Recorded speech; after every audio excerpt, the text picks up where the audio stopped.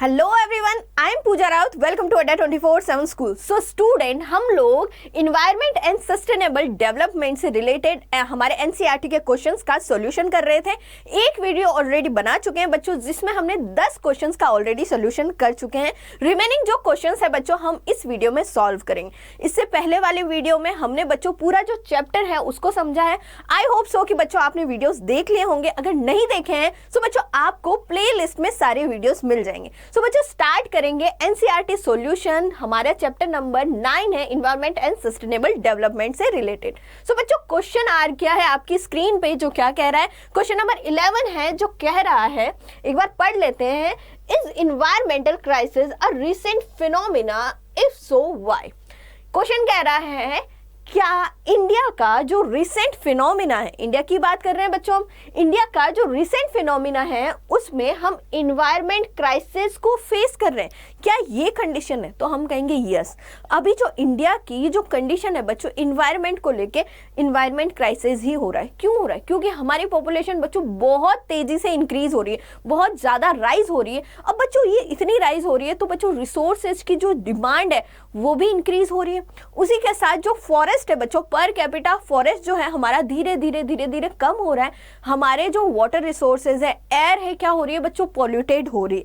सो बच्चों ये सारे फिनोमिना हम देखने को मिल रहा है हमें, और इसीलिए हमारा इंडिया अभी इन्वायरमेंटल क्राइसिस से गुजर रहा है। सो मैम हम कहेंगे इन्वायरमेंट क्राइसिस क्यों हो रहा है इंडिया में? Because India is suffer from population explosion. ठीक है बच्चों, इंडिया में जो पॉपुलेशन है बच्चों बहुत तेजी से बढ़ रही है, और इसी वजह से क्या हो रहा है, इंडिया में इन्वायरमेंटल क्राइसिस देखने को मिल रहा है। आगे बात करते हैं बच्चों किस लिए, तो हम डेटा देख लेते हैं कि कैसे हमारा यहाँ पे इन्वायरमेंट क्राइसिस है। India has approximately 20% of life stock population on the mere 2.5% of the world geographical area। India की बात करें सो इंडिया में बच्चों अप्रोक्सीमेटली 20% जो है क्या है, लाइफ स्टॉक पॉपुलेशन है। बहुत ज्यादा लाइफ स्टॉक है हमारे पास, ऑलमोस्ट वर्ल्ड का 20% हमारे पास लाइफ स्टॉक है। उसके अलावा बच्चों पूरे ज्योग्राफिकल एरिया में, वर्ल्ड के पूरे ज्योग्राफिकल एरिया में इंडिया का कितना पार्ट है, तो हम कहेंगे 2.5% इंडिया ने कैप्चर कर रखा है। उसके आगे देखेंगे बच्चों अ high density of population and livestock and the competing use of land for forestry, agriculture, pasture, human settlement and industries etc. of immense pressure on the country finite land resource। अब बच्चों हमारा जो लैंड रिसोर्सेज है उस पे बहुत ज़्यादा pressure आ गया है। क्यों? क्योंकि इंडिया की जो पॉपुलेशन है बच्चों बहुत ज़्यादा है। ठीक है, 2000 अगर हम बात करें 2001 का सेंसस है, वहाँ पे 102.7 करोड़ थी। वहीं बच्चों अगर हम 2011 की बात करें सो मैम यही हमारा 121 करोड़ हो गया।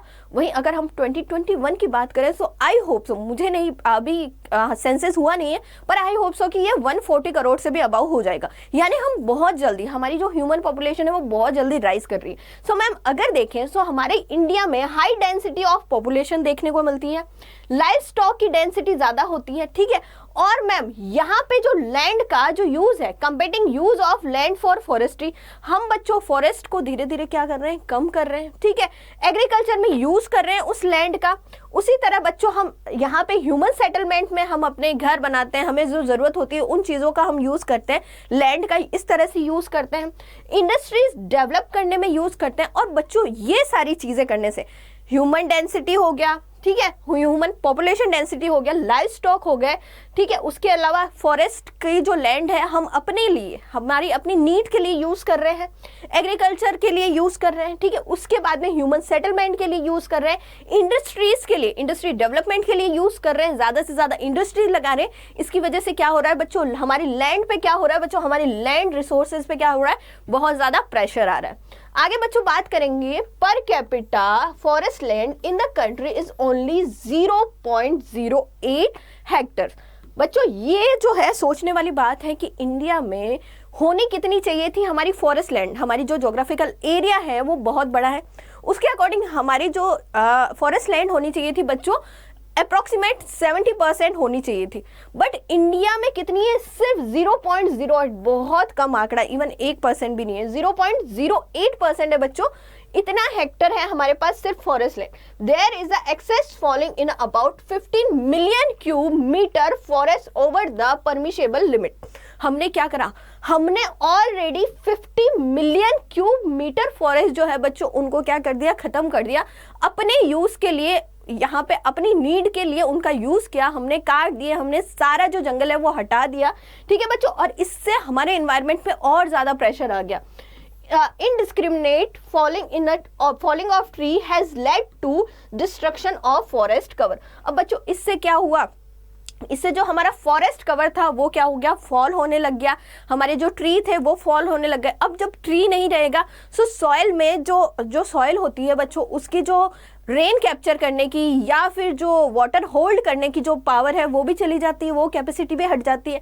हमारी जो रिवर्स है बच्चों वो ड्राई हो जाती है। सो बच्चों हमारा जो इन्वायरमेंट है हमेशा एक दूसरे पे डिपेंड रहता है। सो यहाँ पे हमने इन्वायरमेंट को बहुत ज़्यादा हार्म पहुँचाया है और इसका हम बच्चों अब क्या कर रहे हैं, इसका हट जाना हम ही भुगत रहे हैं, हमारे ही हेल्थ पे अब ये क्या हो रहा है, प्रेशर डाल रहा है। सो मैम हमारे क्वेश्चन नंबर 11 का आंसर ये है। अगले क्वेश्चन की तरफ बढ़ते हैं। अगला क्वेश्चन क्या कह रहा है, Give two instances of overuse of environmental resource, misuse of environmental resource।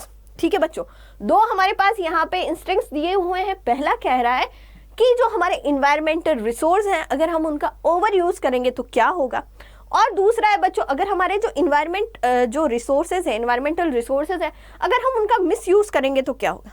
बच्चों किसी भी चीज का ओवर यूज या मिस यूज करता है उसका हमेशा क्या होता है, हार्म होता है। ठीक है, ओवर यूज से अगर हम बात करें, there is a massive overuse and misuse of environmental resources.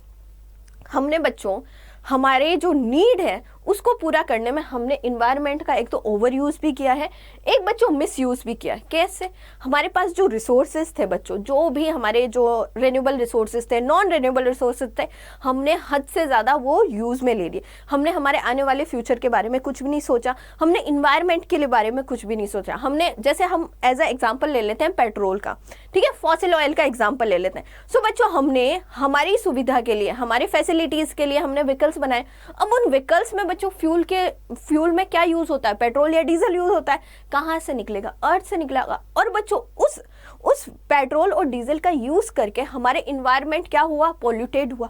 क्योंकि बच्चों क्या होता है, जो ये फॉसिल ऑयल होते हैं वो कार्बन डाइऑक्साइड छोड़ते हैं और इससे बच्चों एयर पोल्यूशन होता है। सो मैम अगर हम बात करें example of overuse of environmental resources are deforestation and land degradation.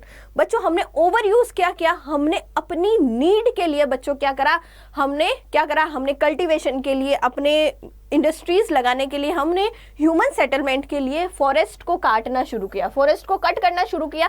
एक तरह से हमने क्या करा, फॉरेस्ट को कम किया, यानी डिफॉरेस्टेशन किया।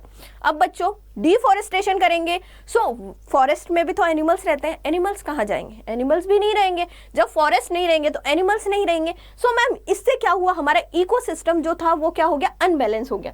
इसके अलावा बच्चों हमने लैंड डिग्रेडेशन भी बहुत किया। हमने लैंड डिग्रेडेशन किस तरह से किया वो हम ऑलरेडी पढ़ चुके हैं, जिसमें बच्चों हमने एक जगह से दूसरी जगह सेटलमेंट होते गए। सो हमने क्या करा, पेड़ काटना शुरू कर दिया। कल्टीवेशन के लिए हमने यहाँ पे लैंड डिग्रेडेशन किया, हमने जो सॉइल है उसका सही तरीके से यूज नहीं किया।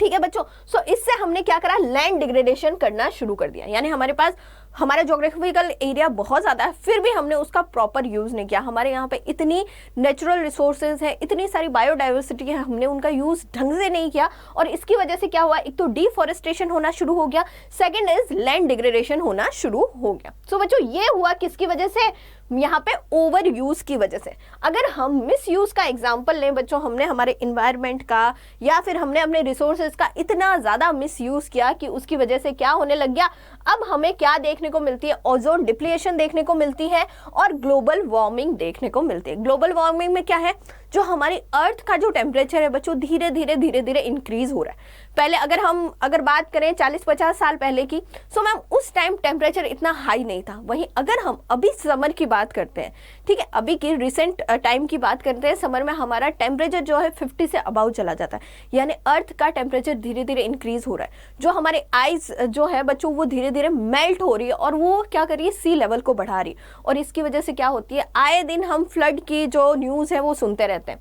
ठीक है मैम, तो ग्लोबल वार्मिंग हमने जो हमारे इन्वायरमेंट रिसोर्सेज है उनको मिस यूज करके ये किया है।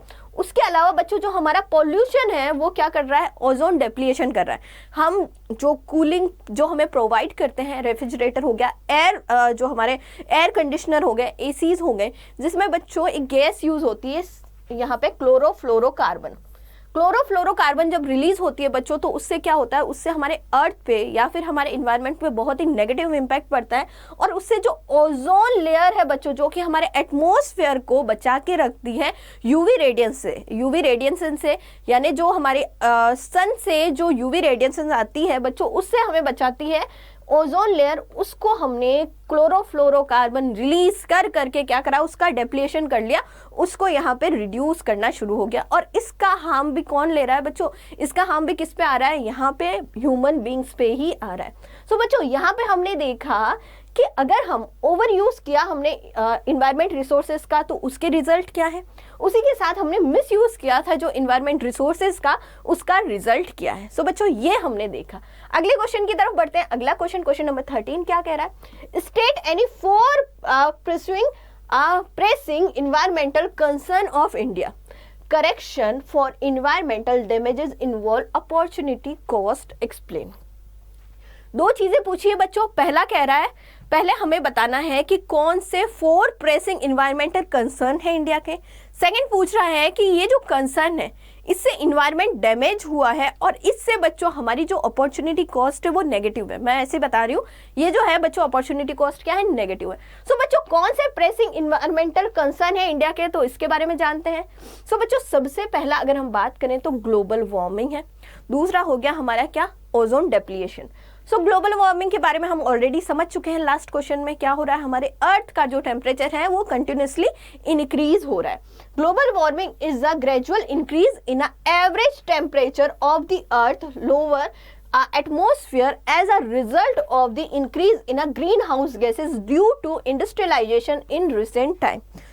हम जो बच्चों इंडस्ट्रियलाइजेशन में जो ग्रीन हाउस गैसेस यूज कर रहे हैं, इससे हमारा जो अर्थ का जो टेम्परेचर बच्चों वो कंटिन्यूसली क्या हो रहा है, इंक्रीज हो रहा है। अब जब अर्थ का टेम्परेचर कंटिन्यूसली इंक्रीज हो रहा है, सो बच्चों क्या हो रहा है, हमारे ओवरऑल ग्लोब में क्या हो रहा है, यानी हमारा जो अर्थ है इस पे क्या हो रहा है, ओवरऑल जो टेम्परेचर है वो भी इंक्रीज हो रहा है। सो बच्चों यहाँ पे हमने क्या करा, मिस यूज करा है रिसोर्सेज का। सो इसकी वजह से ग्लोबल वार्मिंग हमें देखने को मिलती है। आगे हम देखेंगे ओजोन डिप्लीशन के बारे में। The depletion of ozone layer have been caused by high level of chlorine and bromine compounds of the stratosphere, it because skin cancer and lower the production of aquatic organism। ठीक है बच्चों, क्या कह रहा है ये सिंपल सी बात कह रहा है। ओजोन डिप्लीशन कैसे हुआ, हम बच्चों जो क्लोरीन और बच्चों ब्रोमाइन जैसी गैस जो होती है या फिर जो क्लोरोफ्लोरोकार्बन जो गैस होती है, इसके रिलीज होने से जो हमारे एटमॉस्फेयर को जो बचा के रखती है ozone layer as a layer है, जो कि सन से जो आने वाली अल्ट्रावायलेट जो रेडिएशंस होती है उसको ऑब्जर्व करती है। अब बच्चों हमने क्लोरोफ्लोरोकार्बन जो कि हम क्लोरोफ्लोरो जो कार्बन गैस है उसका इस तरह से यूज करते हैं, बहुत ज्यादा यूज करते हैं। देखो ग्लोबल वार्मिंग होगी सो अर्थ का टेम्परेचर इंक्रीज होगा। अब जैसे जैसे अर्थ का टेम्परेचर इंक्रीज हो रहा है, हम अपने आप को कूलिंग देने के लिए रेफ्रिजरेटर प्लस बच्चों एसी का यूज करते हैं। अब बच्चों इन एसी और रेफ्रिजरेटर का यूज करने से क्या होता है, क्लोरोफ्लोरोकार्बन रिलीज होती है। अब क्लोरोफ्लोरोकार्बन रिलीज होकर कहाँ जाएगी, इन्वायरमेंट में जाएगी और बच्चों यहाँ पे वो क्या करती है, ओजोन जो लेयर है उसको क्या करती है, हार्म पहुंचाती है। सो बच्चों यहाँ पे ओजोन के डिप्लीशन होने का यानी ओजोन लेयर कम होने से क्या होता है, स्किन कैंसर बढ़ता है। क्योंकि बच्चों जो यूवी रेडिएशन यहाँ पे आएगी, अर्थ पे आएगी तो स्किन कैंसर बढ़ेगा।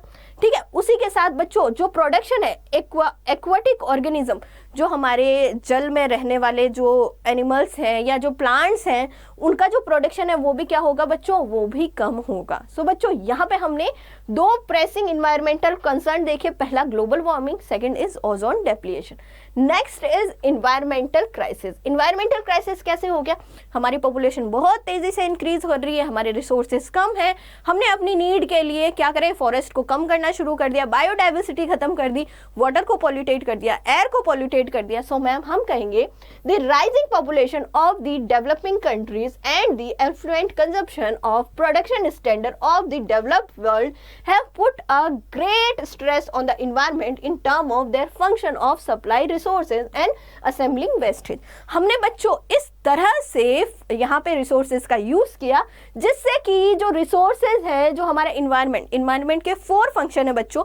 पहला है सप्लाई रिसोर्सेज, सेकंड है असेंबलिंग वेस्टेज, और यहाँ पे बायोडाइवर्सिटी यानी सस्टेन लाइफ प्रोवाइड करता है, और हमें बच्चों यहाँ पे एस्थेटिक सर्विसेज प्रोवाइड करता है हमारा इन्वायरमेंट। ये 4 फंक्शन है। अब बच्चों हमने इतना ज़्यादा जो रिसोर्सेज है इन्वायरमेंट से, इतना ज़्यादा जो रिसोर्सेज है एक्सट्रैक्ट कर लिया कि जिससे हमारे इन्वायरमेंट में जो रिसोर्सेज की सप्लाई है वो क्या हो गई, कम हो गई। क्योंकि हम बहुत ज़्यादा निकालेंगे रिसोर्सेज तो यहाँ पे रिसोर्सेज तो कम हो गई, उसके अलावा हमने इतना ज़्यादा वेस्ट कर दिया जिससे कि हमारा इन्वायरमेंट उस वेस्टेज को असेम्बलेट ही नहीं कर पाया। ठीक है, उसको यहाँ पे बच्चों यहाँ पे उसको असेंबलेट नहीं कर पाया, उस वेस्टेज को यहाँ पे बच्चों यहाँ पे उसको असेंबलेट नहीं कर पाया। ठीक है बच्चों, सो हम कहेंगे हमने इस तरह से इन्वायरमेंट क्राइसिस कर दिया। उसके अलावा बच्चों मैसिव ओवरयूज और मैसिव ओवरयूज और misuse of environmental resources. So बच्चों मैसिव ओवरयूज और मिसयूज भी हमने देख लिया। There is a massive overuse and misuse of environmental resources which result in a deforestation, land degradation, ozone depletion और global warming. हमने misuse किया है रिसोर्सेज का और मैसिव ओवरयूज किया है, जिसके रिजल्ट हमें देखने को मिलते हैं, हमें डिफॉरेस्टेशन देखने को मिलता है, लैंड डिग्रेडेशन हमने कर दिया है, ओजोन डेप्लीशन देखने को मिलता है, ग्लोबल वार्मिंग देखने को मिलता है। सो मैम ये जो 4 क्या है, प्रेशर। सो हमारा फर्स्ट पॉइंट यहाँ पे हमने कंप्लीट कर लिया कि इंडिया के कंसर्न के अकॉर्डिंग हम इन्वायरमेंट कंसर्न देखें तो 4 प्रेसिंग इन्वायरमेंटल कंसर्न कौन कौन से। Second is correction of environmental damage involve opportunity cost. So opportunity cost क्या होती है बच्चों, हमने पहले ही हम पढ़ चुके हैं बच्चों माइक्रो इकोनॉमी में। अपॉर्चुनिटी कॉस्ट क्या होती है, अगर हमारे पास 2 ऑप्शन है उसमें से अगर हम एक ऑप्शन को एक्सेप्ट करते हैं, सो बच्चों जो हमने ऑप्शन छोड़ा है, ठीक है, वो हमारे लिए क्या होगी, अपॉर्चुनिटी कॉस्ट होगी।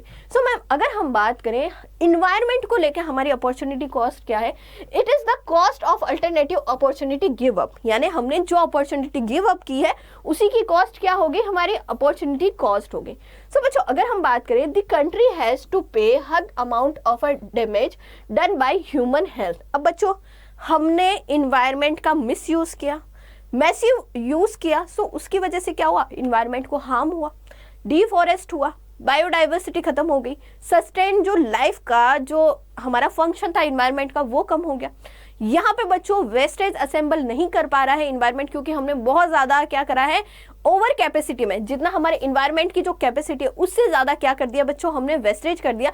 यहाँ पे असेंबल भी नहीं कर पा रहा है इन्वायरमेंट उस वेस्टेज को। सो मैम यहाँ पे उस हमने जो इन्वायरमेंट को हार्म पहुंचाया उसका रिजल्ट किसको मिल रहा है, हमें ही मिल रहा है। इवन ह्यूमन हेल्थ ही इससे क्या हो रही है बच्चों, ह्यूमन हेल्थ ही इससे इफेक्ट हो रही है। हम बच्चों अब आपने देखा होगा पहले इतनी डिजीजेस नहीं थी, पहले इतनी बीमारियां नहीं थी, पर अभी की बात करें तो अभी बहुत सारी डिजीजेस और बीमारियां हैं। सो मैम ये क्यों हो रहा है, ये इसलिए हो रहा है बच्चों क्योंकि हमने बहुत ज़्यादा डैमेज कर दिया इन्वायरमेंट को। अब यही चीज़ें हमें हार्म पहुंचा रही है, एज अ ह्यूमन बींग को हार्म पहुंचा रही है, damage done to the human health. कैसे बच्चों, अगर हम बात करें the health cost due to degraded environmental quality have resulted in disease like asthma, cholera etcetera. हमने बच्चों मैंने क्या कहा, इन्वायरमेंट हमने इतना ज़्यादा हार्म कर लिया, हमें फ्रेश एयर नहीं मिलती, हमें पीने का फ्रेश वाटर नहीं मिलता, हमने लैंड डिग्रेडेशन किया। अब बच्चों एयर का यूज़ कौन करता है, ह्यूमन बीइंग ही करता है, वो सांस लेता है, ठीक है। अब बच्चों यहाँ पे बच्चों जो एयर से होने वाली डिजीजेस हैं वो भी इंक्रीज हुई, वाटर से होने वाली डिजीजेस भी इंक्रीज हुई। जैसे हम अस्थमा की बात करें, कोलेरा की बात करें, ये सारी डिजीजेस क्या हुई, कंटिन्यूसली इंक्रीज हो रही है। हार्ट अटैक के केसेस बढ़ रहे हैं, हाई ब्लड प्रेशर हो रहा है, किसकी वजह से हो रहा है, यहाँ पे जो इन्वायरमेंट को डैमेज किया है उसकी वजह से ही हो रहा है।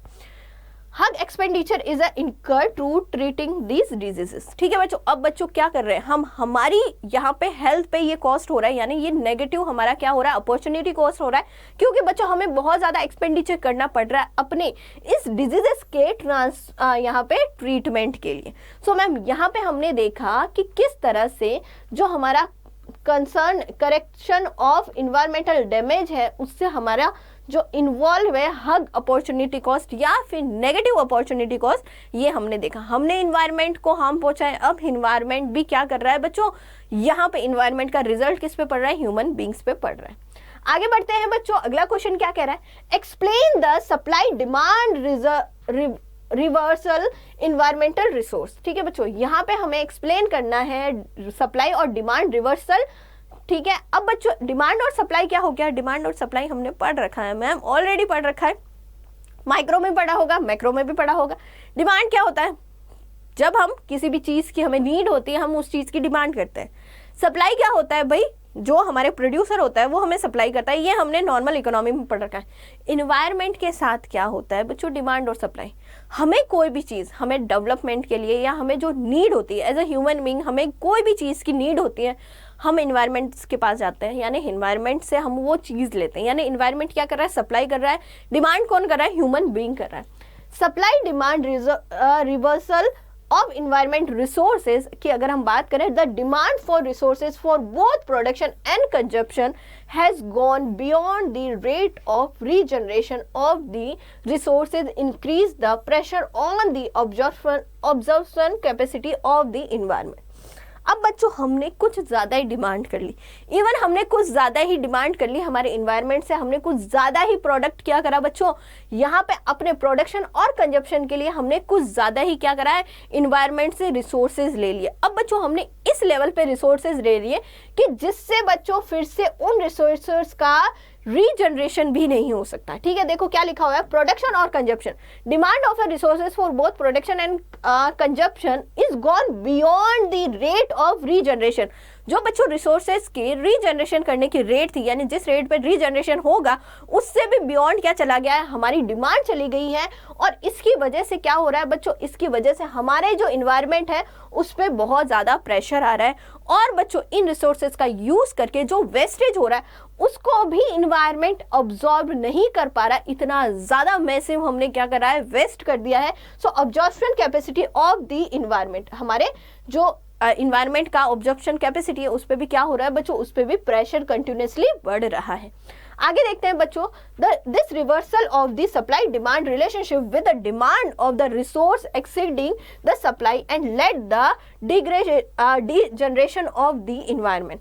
अब बच्चों क्या हो गया, हमने सप्लाई से ज़्यादा, हमारे इन्वायरमेंट में बहुत सारे रिसोर्सेज हैं, हमने जितना हमारा इन्वायरमेंट सप्लाई कर सकता है उससे ज़्यादा हमने क्या करा है, डिमांड कर लिए, इवन हमने उससे ज़्यादा निकाल भी लिए। और इसकी वजह से क्या हो रहा है बच्चों, जो ये डिमांड और हमारे सप्लाई का रिलेशन हो गया वो क्या हो गया, वो अनबैलेंस हो गया, डिमांड बहुत ज़्यादा हो गई है, सप्लाई बहुत कम हो गई है। और इससे बच्चों हमारा क्या हो गया है, जो सप्लाई है वो यहाँ पे क्या होगी, डी जनरेशन, यहाँ पे सप्लाई यहाँ पे क्या हो गई बच्चों, यहाँ पे डी जनरेशन लेवल से भी क्या हो गई, नीचे चली गई है। तो इस तरह का बच्चों हमें इन्वायरमेंट रिसोर्सेज में देखने को मिल रहा है करंट सिनेरियो में। आगे बढ़ते हैं बच्चों, अगला क्वेश्चन क्या कह रहा है, account for the current environmental crisis. Current environmental crisis क्या है इंडिया की, इसके बारे में बात कर लेते हैं।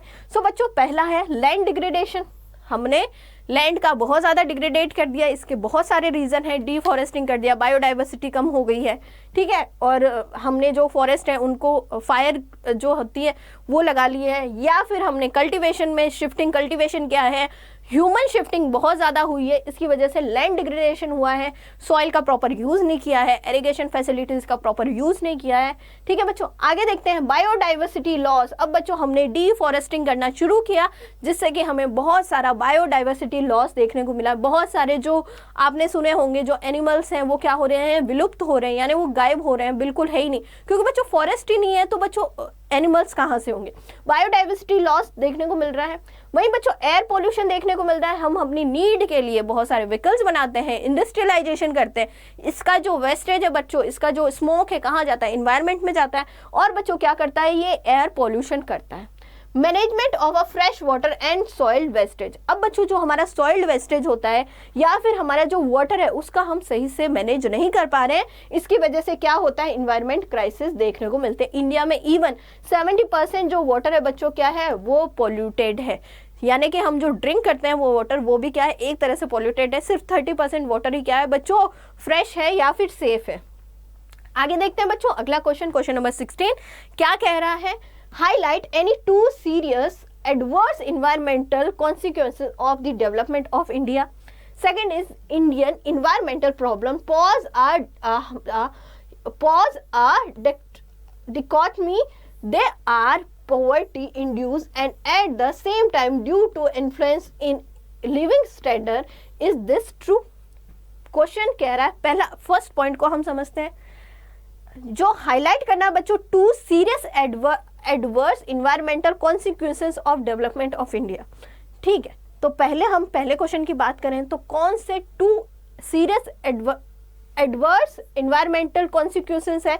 सो पहला है बच्चों, हमने बायोडाइवर्सिटी लॉस की है, बहुत ज़्यादा हमारा क्या हो गया बच्चों, जो बायोडाइवर्सिटी थी, बहुत सारे ट्रीज थे, एनिमल्स थे, ठीक है, वो क्या हो गए, कम होना शुरू हो गए इंडिया में। कैसे होंगे, India has approximately 20% of life stock population on a mayor of 2.5% of the world geographical area.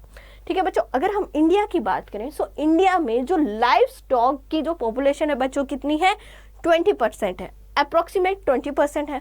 और इंडिया का जो जोग्राफिकल एरिया है बच्चों वो कितना है, 2.5%, ठीक है, वर्ल्ड का 2.5% है।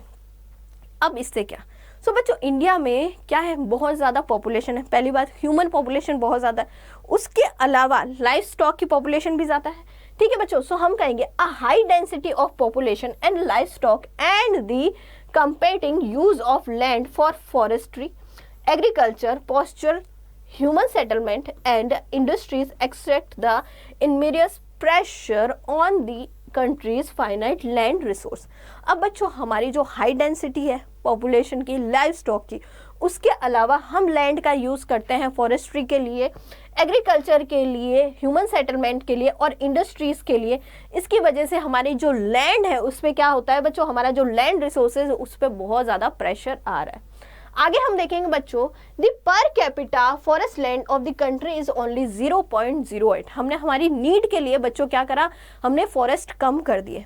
फॉरेस्ट अप्रोक्सीमेटली इंडिया में जो इंडिया का ज्योग्राफिकल एरिया है इसके अकॉर्डिंग बच्चों होना चाहिए था 17%, पर हमने इतना ज़्यादा मैसिव कट कर दिया है फॉरेस्ट को, डिफॉरेस्टेशन कर दिया है कि बच्चों अब हमारे पास सिर्फ फॉरेस्ट कितने हैं, 0.08% ही हमारे पास फॉरेस्ट है। There is a excess falling in about 15 million cube metre forest over the permission limit. हमने बच्चों almost 50 million cube metre forest क्या कर दिए, कट कर दिए। यहाँ पे बच्चों क्या हुआ, एक्सेस फॉलिंग हो गया है हमारे ट्रीज का या फॉरेस्ट का। Indiscriminate falling of tree has lead the destruction of forest cover. और इसकी वजह से क्या हुआ बच्चों, हमने क्या करा है, हमने अपनी नीड के लिए क्या करा है, धीरे धीरे पेड़ों को काटना शुरू करा। और अब क्या कंडीशन देखने को मिलती है, अब हमें ये कंडीशन देखने को मिल रही है और ये हमारे इन्वायरमेंट पे क्या कर रही है, हार्म कर रही है। सो बच्चों पहला हमने देखा कि यहाँ पे हमने 2 सीरियस एडवर्स प्रॉब्लम हमने देख ली। ठीक है, अब बच्चों देखते हैं, पहला हमारा बायोडाइवर्सिटी था, second is the air pollution. Air pollution India में क्यों है, हमने इंडस्ट्रियलाइजेशन किया। सो बच्चों स्मोक कहाँ जाएगी, इंडस्ट्री की एयर में जाएगी। उसके अलावा व्हीकल्स जो है बच्चों, हमारे व्हीकल्स की जो डिमांड है वो कंटिन्यूसली बढ़ रही, व्हीकल्स का भी स्मोक कहाँ जाता है, एयर में ही जाता है। सो बच्चों एयर पोल्यूशन इंडिया में बहुत ज़्यादा है। सो अगर हम बात करें in India, air pollution is widespread in urban area where vehicles are the major contributor. हम देखते हैं बच्चों, अगर इंडिया में अगर हम बात करें अर्बन एरिया में या अर्बनाइजेशन जब हुआ था जिसमें इंडस्ट्रीज डेवलप हुई थी, और बच्चों जो व्हीकल्स का जो कंट्रीब्यूशन है एयर पोल्यूशन में वो अर्बन एरिया में वो सबसे ज़्यादा है। Vehicular emission are the particular concern since these are ground level source and thus have the maximum impact on the general population. Vehicles जो है बच्चों, व्हीकल्स का जो स्मोक निकलती है, व्हीकल्स का जो एमिनेशन होता है उससे क्या होता है बच्चों, जो ग्राउंड लेवल पे जो हमारे सोर्सेज हैं, जो ग्राउंड लेवल पे जो सोर्सेज हैं जैसे लैंड हो गया, वाटर रिसोर्सेज हो गए, और बच्चों जो हमारी जनरल पॉपुलेशन है उस पर क्या होता है, इन्वर्स इम्पैक्ट पड़ता है, मैक्सिमम इम्पैक्ट उन्हीं पे पड़ता है। ठीक है, the number of motor vehicle have increase from about 3 lakh in 1951 and 67 crore in 2003। वही बच्चों डेटा अगर हम देखें, सो बच्चों अगर हम बात करें जो हमारे नंबर ऑफ मोटर व्हीकल्स हैं वो बच्चों इंक्रीज हुए, कितने इंक्रीज हुए हैं, जहां बच्चों अगर हम बात करें 1951 में 3 लाख थे, वहीं 2003 में यह डेटा इंक्रीज होकर कितना हो गया बच्चों, 67 करोड़ हो गया। अब बच्चों व्हीकल्स इंक्रीज हुए, अब लोग व्हीकल्स लेंगे, सो व्हीकल्स में फ्यूल में क्या यूज होता है, पेट्रोल और डीजल यूज होता है। अब बच्चों पेट्रोल और डीजल क्या करता है, एक तरह से क्या करता है, कार्बन डाइऑक्साइड या ग्रीन हाउस गैसेस को रिलीज करता है। अब बच्चों जो ग्रीन हाउस गैसेस जो रिलीज होती है वो इन्वायरमेंट में जाएगी, एयर पोल्यूशन करेगी। India is one of the 10 most industrialised nation of the world. It has led the unplanned urbanization, pollution and the risk of accident. वही बच्चों अगर हम इंडिया की बात करें तो इंडिया क्या है बच्चों, 10 मोस्ट इंडस्ट्रियलाइज्ड नेशंस में, यहाँ पे बच्चों वर्ल्ड के 10 मोस्ट इंडस्ट्रियलाइज्ड नेशन में इंक्लूड है। अब बच्चों ये इंक्लूड तो है, पर इससे जो रिलीज होने वाला स्मोक है या फिर इन इंडस्ट्रीज का जो एमिशन है वो कहाँ जाता है, वाटर में जाता है प्लस एयर में जाता है। ठीक है बच्चों, सो हम कहेंगे यहाँ पे इंडिया का जो अनप्लान्ड अर्बनाइजेशन है उसके अलावा जो पोल्यूशन है वो बहुत ज़्यादा है, और मैम जो रिस्क ऑफ एक्सीडेंट है वो भी क्या है मैम, बहुत ज़्यादा है। सो मैम हमारी 2 प्रॉब्लम्स हमने देखी, पहला air pollution, second is biodiversity loss. ठीक है बच्चों, सेकंड हमारा पॉइंट क्या कह रहा है, Indian environment problem pose a dichotomy, they are poverty induced and at the same time due to influence of the living standard। ठीक है, इट इज ट्रू। सो बच्चों यहाँ पे हम देखेंगे, ठीक है, dichotomy of the threat of Indian environment. ठीक है, यहाँ पे हम देखेंगे कौन सा थ्रेट है इंडियन एनवायरनमेंट को। सो अगर हम बात करें, the development activity of India have resulted a pressure on it's finite natural resources beside creating impact on human health and well being.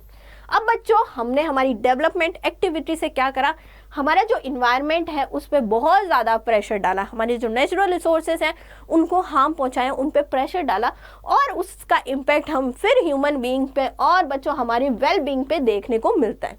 The threat to Indian environment pose are डिकोटमी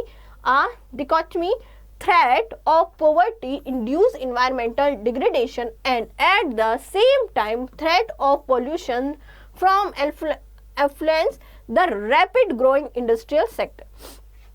अगर हम बात करें बच्चों इंडियन इन्वायरमेंट के threat का, तो threat हमें कौन कौन सा है, पहला थ्रेट है बच्चों टू थ्रेट है, पहला थ्रेट है बच्चों पोवर्टी का थ्रेट है। पोवर्टी का थ्रेट क्यों है बच्चों, कि जो हम इन्वायरमेंटल डिग्रेडेशन कर रहे हैं, ठीक है, इसका जो इम्पैक्ट है बच्चों हमारे एग्रीकल्चर पे पड़ रहा है। जैसे लैंड डिग्रेडेशन है, इंडिया में बहुत सारी एग्रीकल्चर लैंड है, अब जो लैंड डिग्रेडेशन हो रहा है, सो बच्चों जो लैंड की जो फर्टिलाइजेशन जो कैपेसिटी थी वो भी क्या हो रही है, कम हो रही है। जो हमारी फर्टिलाइज लैंड थी वो क्या हो रही है, कम हो रही है। अब बच्चों जब फर्टिलाइज लैंड कम हो रही है, सो मतलब क्या हो रहा है, जो हमारी लैंड थी वो धीरे धीरे क्या हो रही है बच्चों, उनकी प्रोडक्टिविटी कम हो रही है। अब प्रोडक्टिविटी कम हो रही है तो जो लगे हुए थे जो लोग हमारे एग्रीकल्चर में वो क्या हो रहे हैं, पुअर हो रहे हैं। ठीक है बच्चों, सो यहाँ पे हमें पुअर्टी देखने को मिलती है। थ्रेट ऑफ पॉल्यूशन, ठीक है, थ्रेट ऑफ पॉल्यूशन हो रहा है, क्यों हो रहा है, क्योंकि हमारे व्हीकल्स बढ़ रहे हैं, उसके अलावा हमारे इंडस्ट्रियल सेक्टर भी क्या हो रहा है, ग्रो हो रहा है, इसकी वजह से क्या हो रहा है, पॉल्यूशन का भी थ्रेट है। 2 मेजर थ्रेट है, first is poverty, second is pollution, next is air pollution, water contamination, soil erosion, deforestation and wildlife extinction are some of the most pressing environmental concern of India।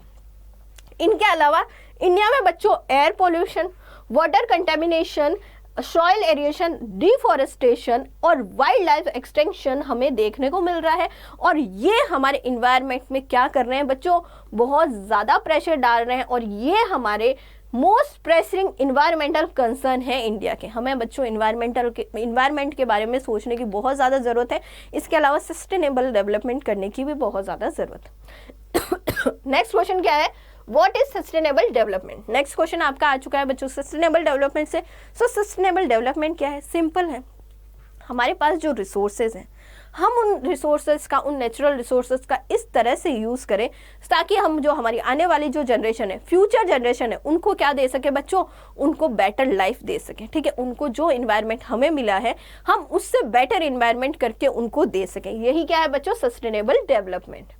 Sustainable development implies meeting the basic need of everyone and extending to all the opportunity to satisfy their aspiration for better life without compromise on the need of the future.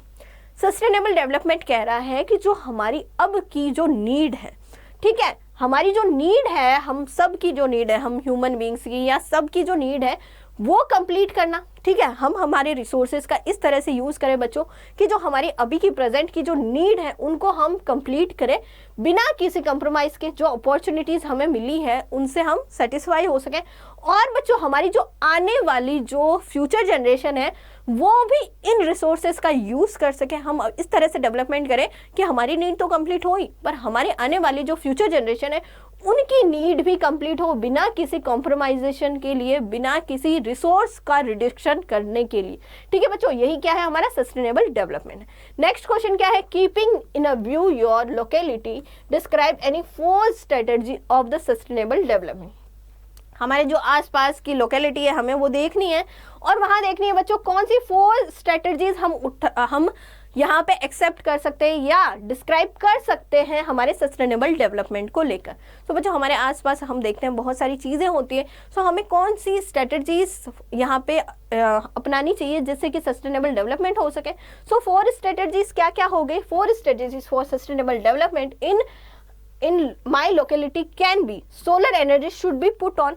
Energy के source की अगर हम बात करें या power की अगर हम बात करें, सो बच्चों हम सोलर एनर्जी का यूज़ कर सकते हैं। People should use less air conditioner, हम लोगों को अवेयर करना चाहिए कि जो एयर कंडीशनर है जो हमारी इन्वायरमेंट के लिए अच्छा नहीं है, भले ही हमें थोड़ी देर के लिए वो सुकून दे दे पर वो हमारे इन्वायरमेंट के लिए अच्छा नहीं है। तो हमें क्या करना चाहिए? वहाँ पे लोगों को यहाँ पे अवेयर करना चाहिए कि इनके यूज़ की वजह से क्या हो रहा है, इन्वायरमेंट को हार्म हो रहा है। सो हमें क्या करना चाहिए? वहाँ पे लेस यूज़, ठीक है, लेस यूज़ करना चाहिए एयर कंडीशन का। People should use herbal cosmetic. और बच्चों जो हम जो कॉस्मेटिक यूज़ करते हैं, जो शॉप या फिर फेस वॉश या बॉडी वॉश यूज़ करते हैं उसमें बहुत ज़्यादा केमिकल्स होते हैं। उनकी जगह क्या यूज़ करना बताना चाहिए कि आप हर्बल कॉस्मेटिक्स का यूज़ करो जो कि इन्वायरमेंट फ्रेंडली हो। People should not use polythene bags instead of they must use made for paper. ठीक है, लोगों को अवेयर करना चाहिए कि पॉलीथीन के यूज़ से इन्वायरमेंट को हार्म होता है, तो पॉलीथीन का यूज़ ना करें। उसकी जगह आप कोई पेपर बैग का यूज़ कर सकते हो या फिर आप क्लॉथ बैग का यूज़ कर सकते हो। ठीक है, जूट के बैग का यूज़ कर सकते हो। सो बच्चों इस तरह की स्ट्रेटजीज हम जो है अडॉप्ट कर सकते हैं हमारे सस्टेनेबल डेवलपमेंट के लिए। ठीक है, आप इसमें बच्चों अपने अकॉर्डिंग भी आंसर लिख सकते हो। ठीक है, ये मैंने अपने अकॉर्डिंग लिखा है। अगले क्वेश्चन की तरफ बढ़ते हैं। अगला क्वेश्चन है बच्चों 19, explain the relevance of integrational quality in the definition of sustainable development। ठीक है बच्चों, अब बच्चों यहाँ पे एक्सप्लेन करने के लिए बोल रहा है एक सस्टेनेबल डेवलपमेंट की डेफिनेशन जिसमें इंटीग्रेशनल इक्वालिटी होनी चाहिए। ठीक है, सो बच्चों क्या है? सो बच्चों ये जो डेफिनेशन दी थी ये ब्रुंटलैंड ने दी थी। ब्रुंटलैंड कमीशन यहाँ पे emphasize the protecting of future generation. जो बच्चों ब्रुंटलैंड कमीशन है इन्होंने सस्टेनेबल डेवलपमेंट जो दिया था, इसकी जो डेफिनेशन दी थी वो दी थी फ्यूचर जनरेशन को प्रोटेक्ट करने के लिए। अब बच्चों इसमें क्या था?